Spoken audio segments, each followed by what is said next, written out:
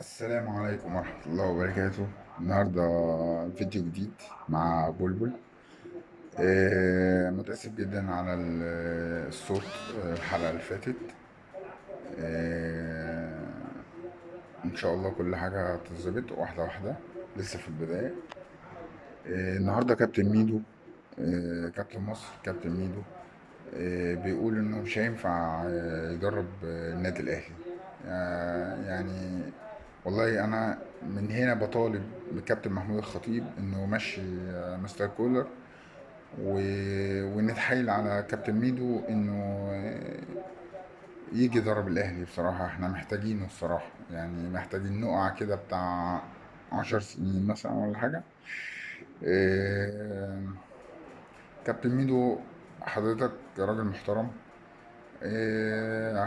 يعني مش من يعني هو مش هينفع تدرب الاهلي، هو من المستحيل انك تدرب الاهلي.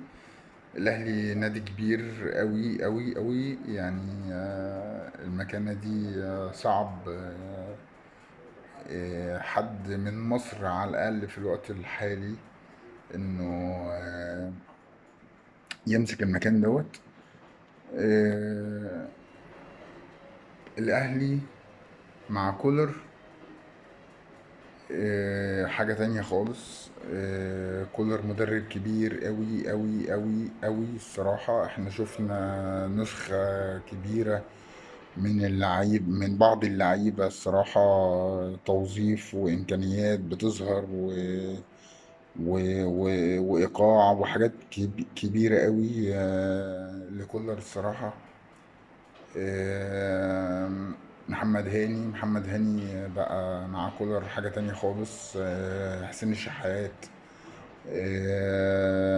محمد عبد المنعم، يعني كهربا لقى نفسه بشكل كبير قوي مع كولر مدرب كبير قوي قوي قوي. آم، يعني ما يعني أدى أداء كبير قوي الصراحة. آه، دوري ابطال افريقيا، الدوري، ان شاء الله السوبر، ان شاء الله الاهلي هيحقق كل حاجه باذن الله الموسم ده. ان شاء الله. وطبعا ما عدا البطوله العربيه عشان الناس بس. الاهلي بيقول الاهلي خايف يروح البطوله العربيه. لا، هو الموضوع مش كده خالص يا جدعان. الاهلي ما بيخافش من حد، الحمد لله رب العالمين. احنا بنلعب اتقل فرق، حتى لو بنخسر بنأدي وبنعمل احلى اداء.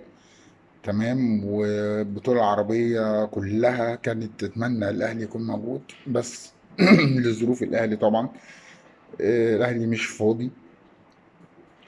ان شاء الله باذن الله السوبر الاهلي، والسوبر اهلاوي ان شاء الله باذن الله.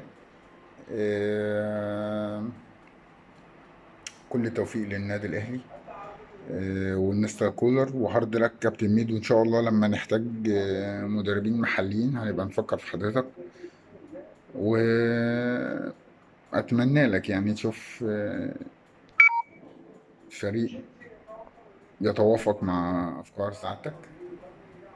ان شاء الله. مش الاهلي برضو.